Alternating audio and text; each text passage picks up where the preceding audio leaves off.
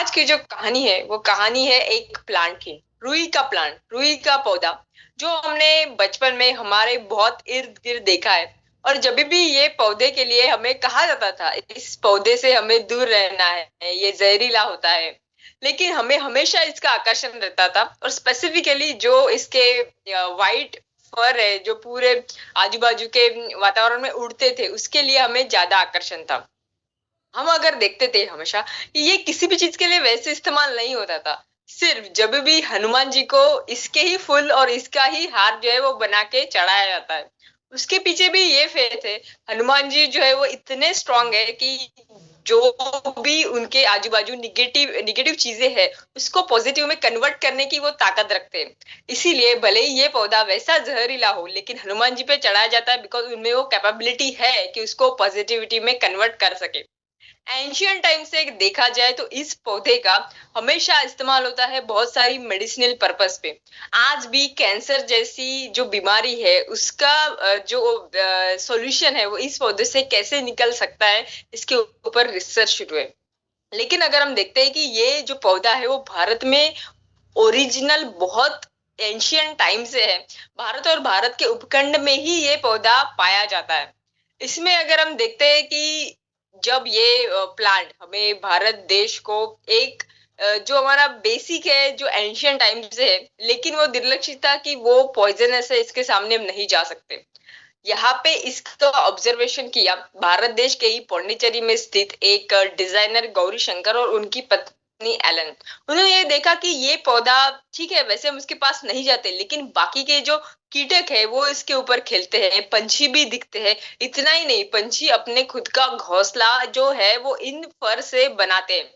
तब उन्होंने ठान लिया, जो कि गौरी शंकर है ये, कि बेसिकली एक बुनकर है जिनका पहले से जो नाता है उनके एरिया में, वो एक बुनकर करके उन्होंने बहुत साल में काम किया था। तब उन्होंने सोचा कि क्यों ये जो व्हाइट फर है इससे मैं एक वुल नहीं बना सकता, कि जो वुल आज हम जो बनाते हैं इसकी जिसके लिए जो एनर्जी लगती है, लेकिन हम इससे ऐसा वुल बनाएंगे जिसमें जीरो एमिशन रहे, जीरो वेस्ट रहे।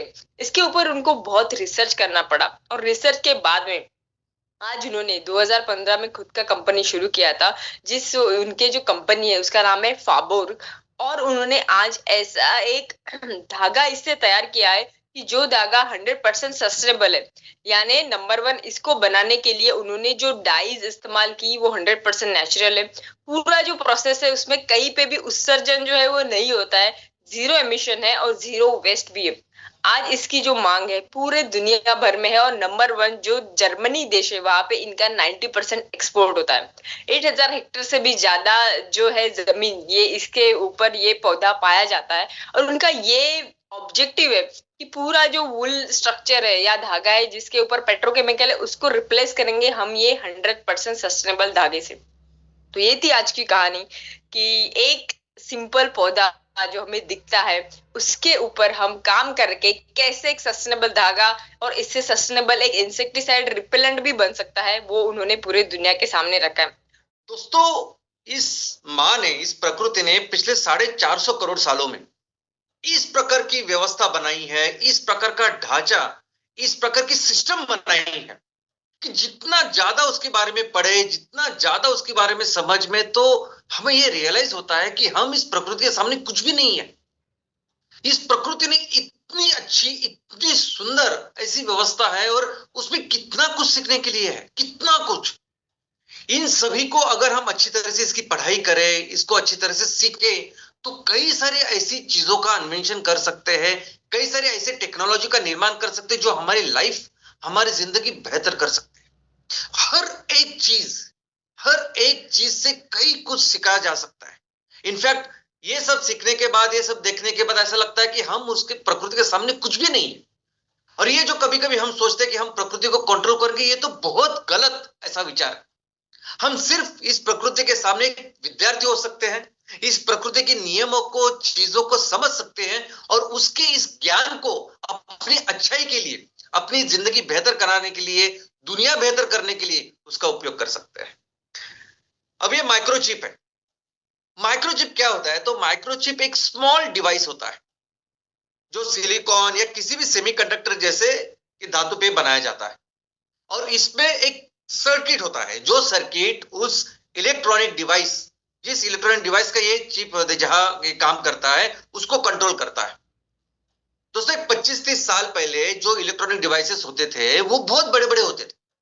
आपको भी पता है कि पहला कंप्यूटर पूरा एक कमरा भर के इतना बड़ा कंप्यूटर था, टीवी बड़े थे, स्पीकर्स बड़े थे, बाकी सब कुछ बड़े थे। लेकिन जैसे ही ये माइक्रोचिप आया, पहले कैसे था कि उसमें बीच बीच बहुत बड़ी बड़ी वायर्स थी, कनेक्शन थे, सब कुछ थे। लेकिन इस माइक्रोचिप ने ये पूरा कनेक्शन, ये पूरा सर्किट, ये जो पूरा कंट्रोल है, एक छोटे से चीज पे लाके रखा। और आज हर एक इलेक्ट्रॉनिक वस्तु चलती है इस माइक्रोचिप की वजह से। आपके मोबाइल में भी वो माइक्रोचिप है, आपके टीवी में है, आपके कंप्यूटर में है, आपके कैमरा में। इनफैक्ट ये माइक्रोचिप आज की तारीख में इलेक्ट्रॉनिक्स में इतना जरूरी हो चुका है कि हमारा हर इलेक्ट्रॉनिक्स इसके ऊपर डिपेंडेंट है। कोरोना में जब कोरोना की तुस तबाही के कारण जब चाइना का मार्केट पूरी तरह से बंद हुआ था, चाइना की मैन्युफैक्चरिंग पूरी तरह से बंद हो चुकी थी, और चाइना मेन सप्लायर मैन्युफैक्चरर था माइक्रोचिप में, तो उसकी वजह से पूरी दुनिया में कार का प्रोडक्शन रुक गया था, हर तरह की कार, क्योंकि हर कार में भी होता है ये माइक्रोचिप। इतना जरूरी, इतना इंपॉर्टेंट ये आज की तारीख में माइक्रोचिप है, हर एक वस्तु में है। और दोस्तों क्या आपको पता है कि दुनिया का आपसे सबसे फास्टेस्ट, सबसे एडवांस ऐसा माइक्रोचिप कौन सा है? तो ये वो माइक्रोचिप है जो आज देख रहे हैं आप, माइक्रोसॉफ्ट ने जो बनाया, जिसको बनाया है। और दोस्तों क्या आपको पता है कि ये माइक्रोसॉफ्ट, ये जो मोस्ट एडवांस्ड चिप जो है, वो क्यों इतना मोस्ट एडवांस्ड है? क्योंकि ये चिप, ये माइक्रोचिप कोशिश करता है कि वो ह्यूमन ब्रेन जैसे काम करे। ये माइक्रोचिप इसलिए सबसे एडवांस्ड है क्योंकि वो कोशिश करता है कि हमारे जो मगज है, हमारे जो ब्रेन है, उस ब्रेन के जैसे वो काम करे। प्रकृति ने ऑलरेडी जो चीज बनाई है उसको उसकी तरह काम करने की कोशिश कर रहा है, और उस कोशिश में ये दुनिया का सबसे फास्टेस्ट, दुनिया का सबसे मोस्ट एडवांस्ड ऐसा चिप बन चुका है। तो दोस्तों यही एक खूबी हमारी इस प्रकृति की, माँ की, कि जितना ज्यादा हम उसको अच्छी तरह समझे, उतनी बेहतर टेक्नोलॉजी का निर्माण करते हैं। तो चलिए आज एक ऐसी ही व्यवस्था हम देखते हैं, और उस व्यवस्था का नाम है ह्यूमन ब्रेन। दोस्तों वैसे तो जितने भी एनिमल, जितने भी प्राणी इस सवर्ग में आते हैं, प्राणी में जितने भी एनिमल्स से अलग अलग प्रकार के, हर एनिमल्स में ब्रेन होता है, नर्वस टिश्यू होता है। अलग अलग एनिमल्स के अलग अलग लेवल के उनकी जो इवोल्यूशन है उसके हिसाब से ये ऑर्गेनाइज अनऑर्गेनाइज हो सकता है। लेकिन इन सभी एनिमल्स में, इन सभी प्राणियों में सबसे ज्यादा डेवलप्ड अगर ब्रेन किसका है तो वो मनुष्य का है। क्यों? तो 2-3 उसमें खास खूबियां हैं। सबसे पहले तो इस मनुष्य में, ह्यूमन बॉडी में जो बॉडी साइज है, बॉडी के हिसाब से उस जो ब्रेन की साइज है वो सबसे ज्यादा है। ये जो प्रोपोर्शन है ये दुनिया में सबसे ज्यादा है। इतने बड़े प्रोपोर्शन में ये जो ब्रेन है वो किसी का नहीं। अगर एक्चुअल वेट में देखेंगे, अगर ये ह्यूमन ब्रेन 2 किलो का होता है तो एक्चुअल वेट में हाथी का ब्रेन ज्यादा है, 5 किलो। व्हेल जो फिश होता है सबसे बड़ा, उसका ब्रेन 6 किलो तक हो सकता है। लेकिन ये सब अगर उसकी बॉडी और ब्रेन के प्रोपोर्शन में आप देखें तो बहुत कम है। और मनुष्य एकमेव ऐसा प्राणी है कि जिसके बॉडी के हिसाब से बहुत बड़ा ऐसा ब्रेन है। हमारे साइज के हिसाब से 2% हमारा ब्रेन की साइज होती है, ब्रेन का वेट होता है। दूसरा, जितने भी इस ब्रेन में जो नर्वस टिश्यू होते हैं, जो नर्व सेल्स या न्यूरॉन होते हैं, उस न्यूरॉन की संख्या इस मनुष्य के अंदर, इस मनुष्य के दिमाग में दुनिया में सबसे ज्यादा है। हमारे एक मेंदु में 100 बिलियन यानी 100 अब्ज इतने न्यूरॉन्स, इतने नर्व सेल है जो दुनिया में किसी भी एनिमल्स में नहीं है। इसके अलावा ये जो ब्रेन है ये सबसे ज्यादा एनर्जी कंज्यूम करता है। हम जितनी भी एनर्जी लेते हैं, कंज्यूम करते हैं, 20%, यानी वैसे देखा जाए तो वेट कितना है ब्रेन का? सिर्फ 2%। लेकिन उसको एनर्जी कितनी लगती है बॉडी की? तो 20% ये एनर्जी कंज्यूम करता है। तो ये तीनों बहुत खास है जो हमारे मनुष्य के ब्रेन को बहुत खास डेवलप बनाती है। दोस्तों वैसे तो हर एक एनिमल्स में ये ब्रेन है। ब्रेन बेसिकली एक नर्वस टिश्यू होता है जो ऑर्गेनाइज हो सकता है, अनऑर्गेनाइज हो सकता है। और आप ये जो एनिमल है, ये जो प्राणी है, वो किस लेवल के डेवलप्ड है उसके ऊपर डिपेंडेंट है कि उनका नर्वस टिश्यू किस तरह से डेवलप्ड है। आपका नर्वस टिश्यू उस एनिमल में ऑर्गेनाइज है, नहीं ऑर्गेनाइज है, प्रोटेक्टेड है, नहीं प्रोटेक्टेड है, इसके ऊपर ये एनिमल्स के दो कैटेगरी भी हो चुके हैं। एक कैटेगरी ऐसे जिसे वर्टेब्रेट्स कहते हैं। अगर आप स्कूल में पढ़ेंगे तो आपको पता चलेगा कि वो सभी तरह के एनिमल्स, प्राणी जिनको वर्टेब्रास होते हैं उन्हें कहते हैं वर्टेब्रेट्स, और जिनके पास वर्टेब्रा नहीं होता है वो इनवर्टेब्रेट्स। लेकिन ये वर्टेब्रे जिसे स्पाइनल कॉर्ड में जो पीछे जो हमारे वर्टेब्रेस होते हैं, उसका काम क्या होता है, कारण क्या होता है? तो ये वर्टेब्रे बनाए गई है कुदरत ने इसीलिए कि वो इस ब्रेन का, इस नर्वस टिश्यू को संभाले, उसको प्रोटेक्शन दे। तो बेसिकली ऐसे एनिमल्स जो जहां ये नर्वस टिश्यू डेवलप्ड है उसके प्रोटेक्शन में ये सब वर्टेब्रेट्स बने हुए हैं, वो सभी आते हैं वर्टेब्रेट्स कैटेगरी में। और बाकी के सभी एनिमल्स जहां नर्वस टिश्यू इस तरह से प्रॉपरली प्रोटेक्टेड नहीं है वो इनवर्टेब्रेट्स में आते हैं। अब ये नर्वस टिश्यू क्या है? ब्रेन बेसिकली एक पार्ट है नर्वस टिश्यू का। तो हमारे बॉडी से हम समझते हैं, हमारे ह्यूमन बॉडी में, हमारे मनुष्य के शरीर में अलग अलग संस्थाएं हैं जो अलग अलग चीज के लिए वो डेवलप हुई है। जैसे हमारे बदन में होती है श्वसन संस्था, रेस्पिरेटरी सिस्टम, और उसका काम क्या होता है? तो उसका काम होता है कि हमारे हर टिश्यू को लगता है ऑक्सीजन, तो वो ऑक्सीजन लेना और कार्बन डाइऑक्साइड बाहर देना। ये उसके लिए ये सिस्टम बनाई है जो नाक से शुरू होके हमारे फेफड़ों तक पूरी ऑर्गेनाइज, वेल डेवलप्ड ऐसे सिस्टम। उसके बाद एक सिस्टम है जो क्या करते हैं कि इस हवा से जो हम ऑक्सीजन लेते हैं वो ऑक्सीजन हर टिश्यू, हर पेशी तक लेके जाना होता है। तो उसके लिए एक वेल ऑर्गेनाइज्ड सिस्टम, संस्था है हमारे बदन में, और उसके लिए एक बहुत बड़ा सा पंप है जिसे कहते हैं हम हार्ट, और हर जगह लेके जाने वाली होती है अलग अलग वेसल्स। और ये जो धमनियां होती है, ये जो ब्लड वेसल्स होते हैं, ये एक्चुअली वो ऑक्सीजन हर टिश्यू तक लेके जाती है, कार्बन डाइऑक्साइड लेके आती है, और फिर से हम कार्बन डाइऑक्साइड निकाल देते हैं। और इस पूरे संस्था को हम कहते हैं कार्डियोवास्कुलर सिस्टम। वैसे एक संस्था है डाइजेस्टिव सिस्टम। हम जो खाना खाते हैं वो खाना चबाने के बाद उसका हजम होना, उससे ऊर्जा लेना, और जो नहीं चाहिए वो निकाल देना, ये पूरी सिस्टम जो है उसे कहते हैं हम डाइजेस्टिव सिस्टम। तो वैसे ही ये सिस्टम है जिसका नाम है नर्वस सिस्टम। अब इस नर्वस सिस्टम का काम क्या है, मैकेनिज्म, ऑब्जेक्टिव क्या है? तो दोस्तों हमारे जो बदन है, हमारा जो शरीर है, इस शरीर को कई तरह के अलग अलग स्टिमुलस कंटिन्यूअसली मिलते हैं, स्टिमुलस मिलते हैं, सेंसेशन हमें मिलते हैं।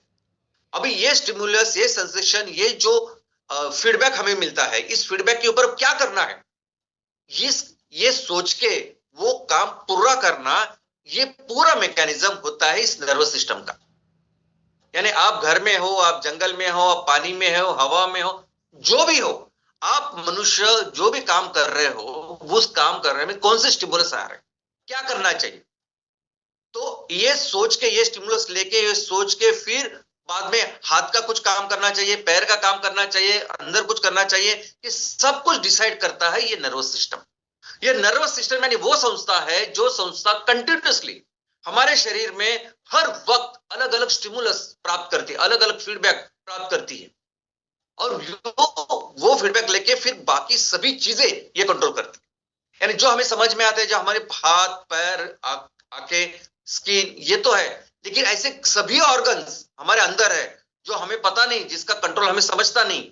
हार्ट हो, लंग हो, किडनी हो, लीवर हो, हर तरह का ऑर्गन, हर तरह की चीज ये नर्वस सिस्टम कंट्रोल करता है। यहां तक कि हमारी सोच, ये सब कुछ ये नर्वस सिस्टम कंट्रोल करती है। दोस्तों इस नर्वस सिस्टम के अलग अलग उसके क्लासिफिकेशन है। एक तो वो क्लासिफिकेशन है कि जिसमें ये नर्वस सिस्टम, वो सिस्टम जो हमारे, जो हम समझते हैं ऐसे संवेदन को, ऐसे सेंसेशन को कंट्रोल करता है। अभी 5 तरह के सेंसेशन जो हम समझते हैं, जो मनुष्य समझते हैं। सबसे पहले त्वचा, टच, ऊपर से लेके सर से लेके पांव तक हमें पता चलता है अगर कुछ हुआ तो, स्किन की वजह से, वो एक सेंसेशन है। दूसरा हमारे आंखें हैं जिससे हम देखते हैं। तीसरे हमारे कान है। चौथा हमारी नाक है जिससे हम सूंघ सकते हैं। और पांचवा है हमारी जबान, हमारा टंग। तो ये जो चीजें, ये जो सेंसेशन जो हमें समझते हैं, ये समझने के बाद उसके ऊपर जो काम करने वाली संस्था है उसे कहते हैं सोमैटिक नर्वस सिस्टम।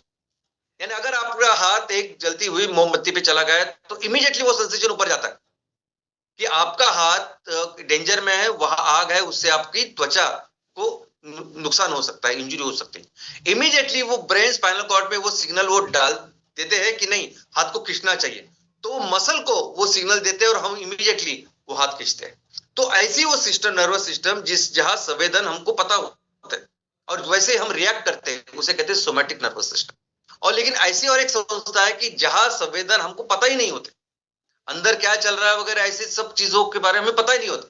हमें पता नहीं कि अभी इस वक्त लंग में क्या चल रहा है, हार्ट में क्या चल रहा है, लिवर में क्या चल रहा है, स्प्लीन किडनी में क्या चल रहा है।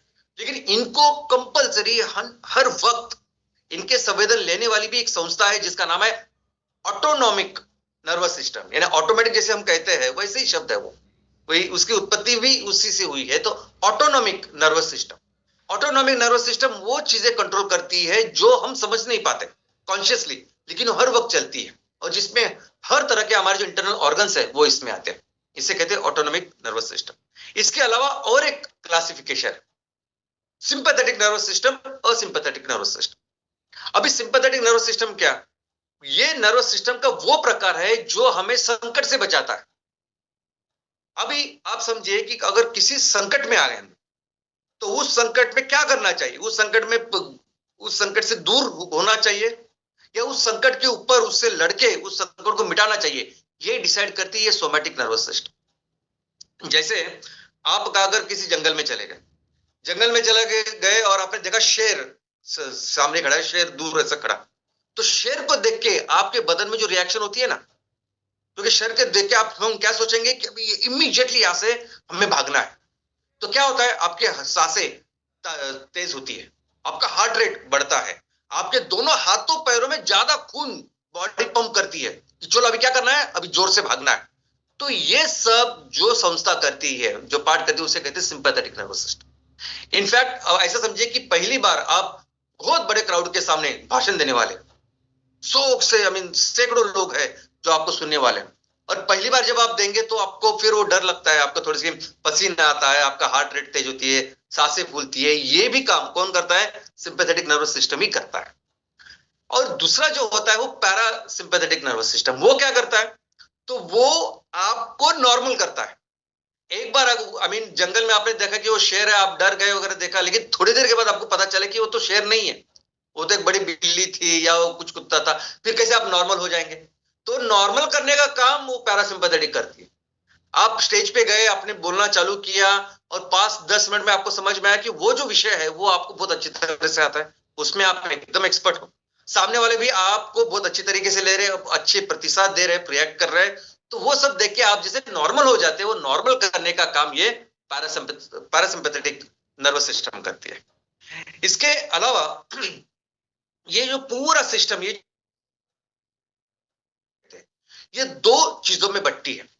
एक तो होता है उसका हेडक्वार्टर, जिसे हम कहते हैं सेंट्रल नर्वस सिस्टम। अभी ये जो हेडक्वार्टर है ये बेसिकली पूरी संस्था को मैनेज करता है।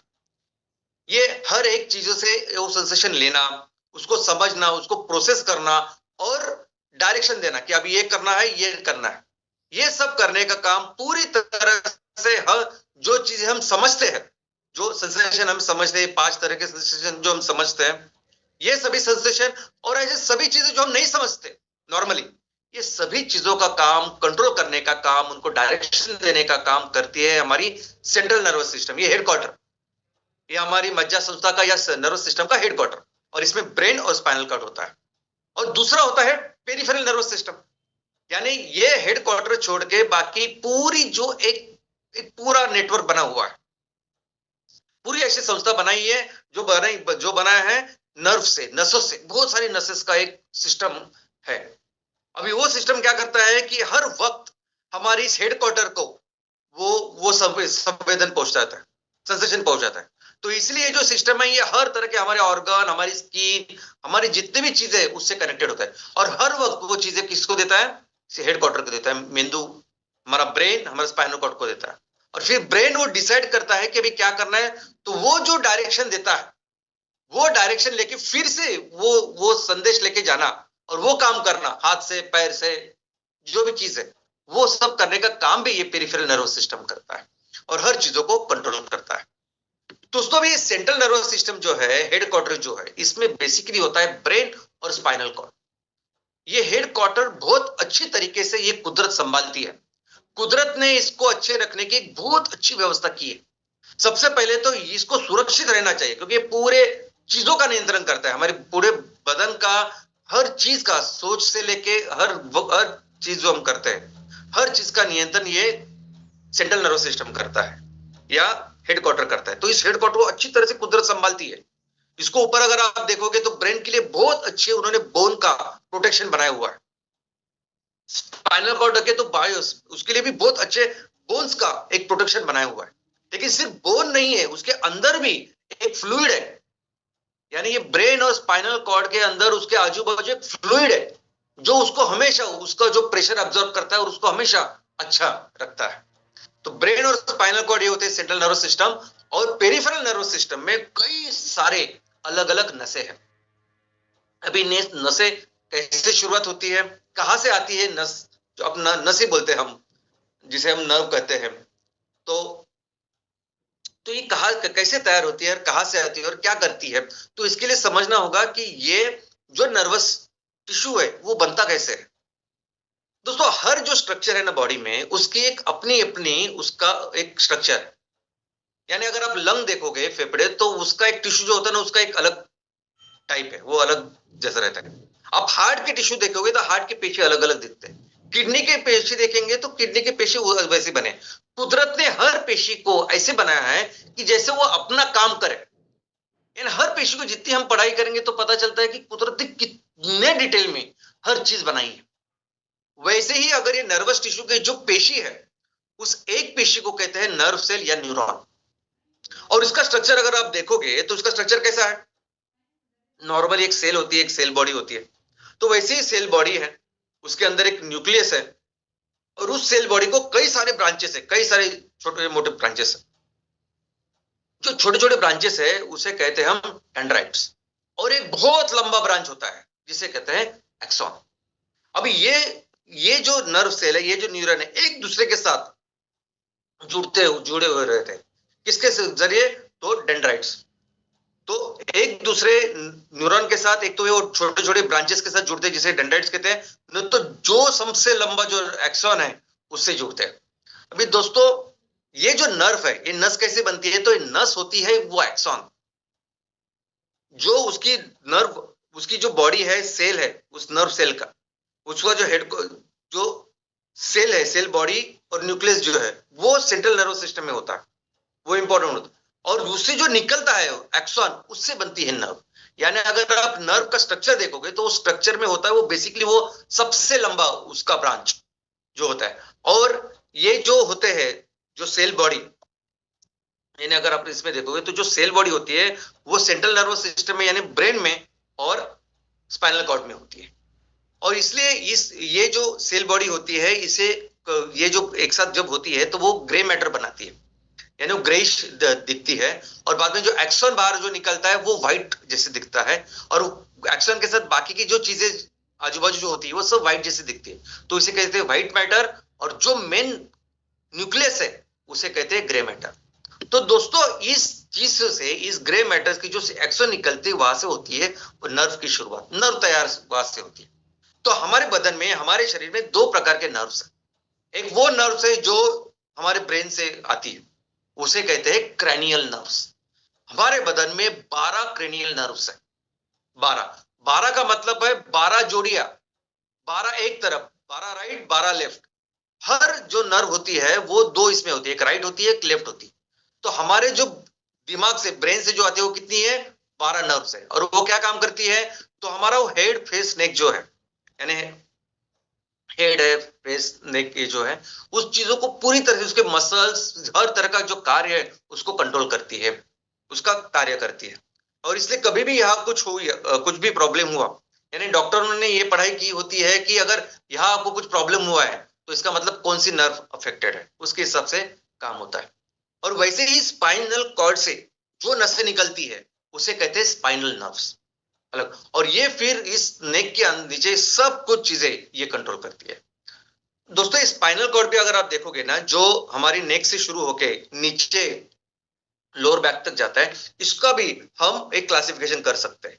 एक वो स्पाइनल कॉर्ड जो हमारे नेक में है, एक वो स्पाइनल कॉर्ड जो हमारी चेस्ट में है, नीचे जो कमर में है वो स्पाइनल कॉर्ड, ऐसे 4 उसके प्रकार है। तो इसीलिए जो स्पाइनल नर्व्स निकलती है ना, ये भी 4 प्रकार की होती है। तो सबसे पहली होती है जो नेक के लिए होती है, उसे कहते हैं सर्वाइकल, सर्वाइकल स्पाइनल नर्व्स, और ये टोटल 8 इतनी सर्वाइकल नर्व्स है। उसके बाद होती है थोरैसिक, थोरैक्स, जो जो चेस्ट के लिए, चेस्ट के जो स्पाइनल कॉर्ड है वहां से निकलते हैं, और लगभग 12 ऐसे टाइप्स है। लंबार यानी लोअर जो बैक है, अपर बैक, तो उसे कहते हैं लंबार, जो 5 टाइप की होती है, और सैक्रल ऐसी 5 टाइप की होती है, और आखिरी में एक कॉक्सिक्स की ऐसी स्पाइनल नर्व्स होती है। और दोस्तों ये सभी जो स्पाइनल नर्व्स है ना, ये बेसिकली सब चीजें कंट्रोल करती है। ये वो सभी जो इंफॉर्मेशन मेंदु को देती है, मेंदु जो भी डिसीजन लेते हैं वो उसको पहुंचाती है, और सब कुछ चीजें कंट्रोल करती है। लेकिन इसका जो मैकेनिज्म है, जो ट्रांसमिशन का, ये जो इंफॉर्मेशन ट्रांसमिशन का मैकेनिज्म है, ये समझना बहुत जरूरी है। ये सभी जो इंफॉर्मेशन ट्रांसफर होती है, ये ऐसे नहीं होती, यानी हर जो न्यूरॉन है एक दूसरे के साथ जैसे वायर के साथ जैसे जुड़ा नहीं होता है। तो बेसिकली ये जो ट्रांसमिशन होता है दो नर्व्स के बीच में, उसके बीच में एक्चुअली गैप होता है, और उस गैप से अंदर ये इंफॉर्मेशन ट्रांसफर होती है। कैसे होता है कि अगर एक नर्व से दूसरे नर्व को अगर इंफॉर्मेशन देना है, तो नीचे जो पार्ट होता है उसमें थोड़ा सा बल्ज होता है, उस बल्ज में छोटे छोटे न्यूरो ट्रांसमीटर होते हैं, यानी एक स्पेशल रासायनिक तत्व होते हैं जो ये इंफॉर्मेशन ट्रांसफर करते हैं, और वो छोटे छोटे वेसिकल्स में होते हैं। तो जैसे इंफॉर्मेशन देनी है तो वो न्यूरो ट्रांसमीटर वहां जाते हैं, वहां से न्यूरो ट्रांसमीटर रिलीज होते हैं, और वो न्यूरोट्रांसमीटर सामने वाले जिसको इंफॉर्मेशन देनी है वहां रिसेप्टर होते हैं, वहां जाके वो इंफॉर्मेशन पहुंचाते, वहां जाके वो कनेक्ट हो जाते हैं। ऐसा चलता है, यानी पूरी तरह से ऐसे कनेक्टेड नहीं होता, तो उसके बीच में गैप होता है, और ये सिस्टम होती है जिस सिस्टम की वजह से ये सब इंफॉर्मेशन ट्रांसमिशन होते हैं, जिसे न्यूरो ट्रांसमिशन कहते हैं। अभी दोस्तों ये जो इंफॉर्मेशन ये जो मनुष्य ने ली है, अभी इस इंफॉर्मेशन के ऊपर भी मनुष्य ने कई सारे टेक्नोलॉजी का निर्माण किया। इनफैक्ट ये जो नर्वस सिस्टम जिस तरीके से काम करती है आज की तारीख में, उस चीज के ऊपर काम करने वाली ऐसी यंत्रणा, ऐसी टेक्नोलॉजी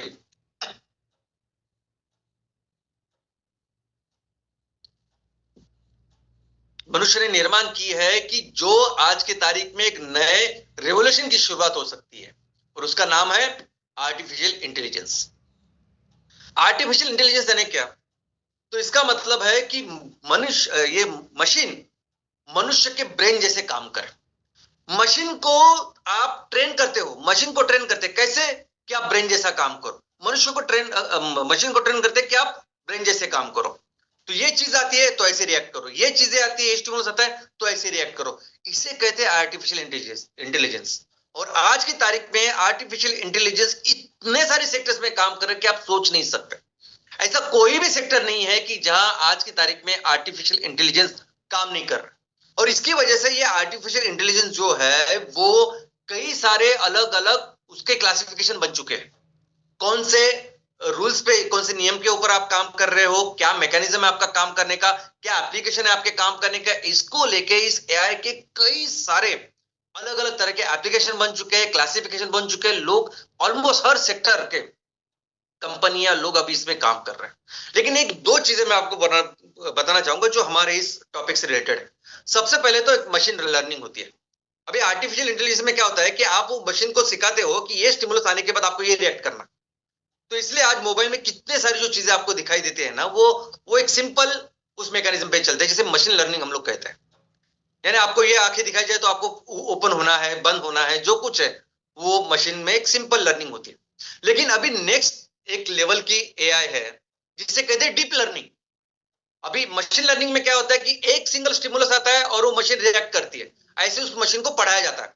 अभी मशीन को क्या पढ़ा रहे हैं ये टेक्नोलॉजी, कि आपको बहुत सारे सिग्नल्स आएंगे, बहुत सारे अलग अलग तरह के सिग्नल्स आएंगे। इन सभी सिग्नल्स के ऊपर आपको प्रोसेसिंग करनी है और फिर आपको आउटपुट करना है। तो डीप लर्निंग का मतलब यह है कि जिस तरह से मेंदु, जिस तरह से हमारा ब्रेन एक ही साथ एक ही वक्त कई सारी चीजों को लेता है, परसेप्शन करता है, उसका सेंसेशंस लेता है और फिर अलग अलग लेवल की उसकी प्रोसेसिंग होती है, वो आउटपुट देता है। वैसे ही आप सीखो, वैसे ही मशीन को सीखना, यही होता है डीप लर्निंग।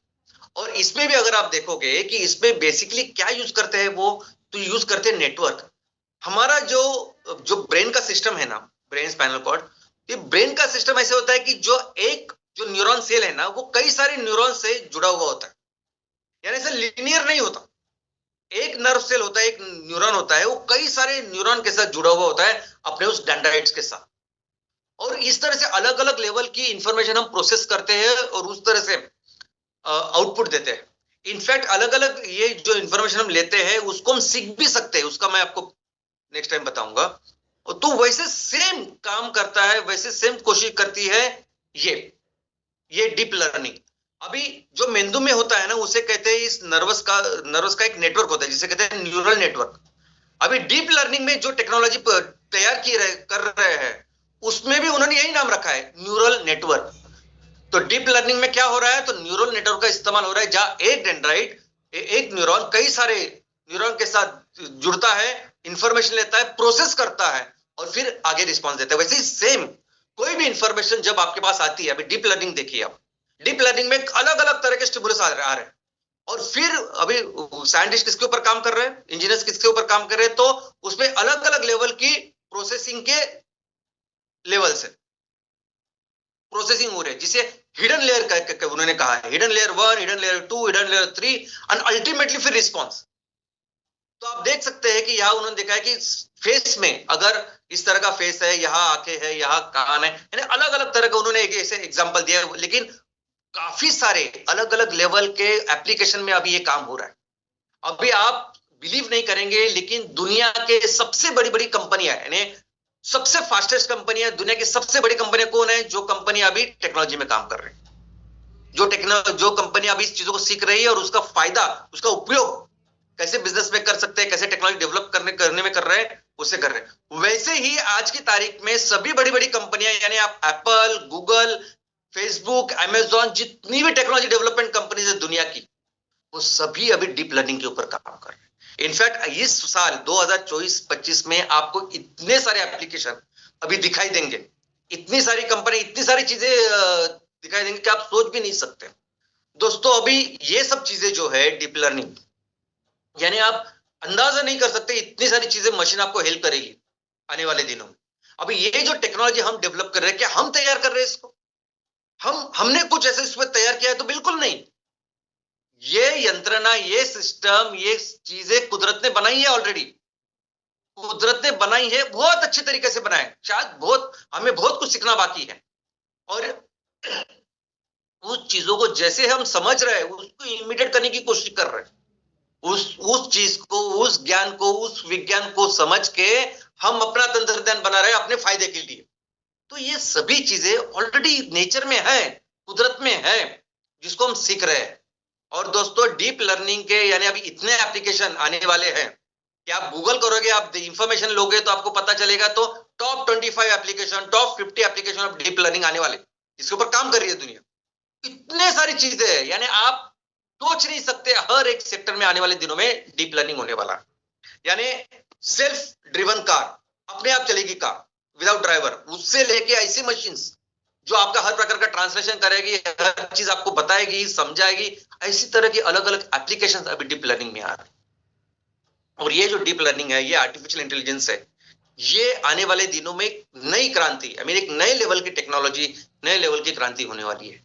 और हमें भी जरूरत है, हम सबको भारतीयों की, कि हमें भी इस आर्टिफिशियल इंटेलिजेंस में, डीप लर्निंग में अपना काम करना है, आगे बढ़ना है, क्योंकि यही फ्यूचर है आने वाले दिनों में। ये मशीन इस तरह का काम आपका करने वाली है, बिकॉज ये कुदरत से हम लोग इतना सीखने वाले, तो हमें भी इस विषय में बेहतर होना पड़ेगा। और इस विषय में बेहतर होने का मतलब क्या है? तो इस विषय में बेहतर होने का मतलब है हमें अपने इस प्रकृति को अच्छी तरह से समझना। दोस्तों ये सिर्फ डीप लर्निंग नहीं, आर्टिफिशियल इंटेलिजेंस नहीं, लेकिन हर कोई चीज, हर कोई टेक्नोलॉजी, हर कोई ज्ञान, तंत्रज्ञान, विज्ञान अगर हम लोग विकसित करना चाहते हैं, तो बहुत जरूरी सिर्फ एक ही नियम है और पूरी दुनिया में, कि हमें इस प्रकृति को अच्छी तरह से समझना होगा। प्रकृति ने जो व्यवस्था तैयार की है ना, उसको अच्छी तरह से समझना होगा, फिर हम हर चीज को कर सकते हैं। और एग्जैक्टली ये काम किया हमारे लोगों ने। हमारे जो एंशियंट, हमारे जो पूर्वज थे, हमारे जो महान संत थे, देखो हमेशा आपको एक बात पता चलेगी कि हम हर सेक्टर में बहुत ज्यादा डेवलप्ड, यानी पिछले 100-150 सालों में अभी लोग बोल रहे हैं कि हमने उन्होंने ये खोज की, ये खोज की, हमने हजारों साल पहले की है। आप पढ़ोगे तो आपको पता चलेगा, यानी हर विषय, बहुत डिफिकल्ट से डिफिकल्ट विषय में हम बहुत आगे थे, बहुत डेवलप थे, और दुनिया हमें फॉलो कर रही थी। उसका कारण यही था कि हमारे जो साइंटिस्ट थे, हमारे जो ऋषि मुनि थे, वो सिर्फ पढ़ाई करते थे इस प्रकृति, वो सिर्फ इतने करीब थे हमारी इस प्रकृति के कि जिसको समझ के वो अपना विषय, अपनी जो जिज्ञासा उसको डेवलप करते थे, उसको ज्ञान तंत्रज्ञान उन्होंने डेवलप किया होता। तो इसलिए चलिए मिलते हैं, चलिए फिर से इस प्रकृति को अपनाते हैं, फिर से अपने देश को विज्ञान और तंत्रज्ञान में दुनिया का सबसे महान ऐसा देश बनाते हैं। जय हिंद, जय हिंद।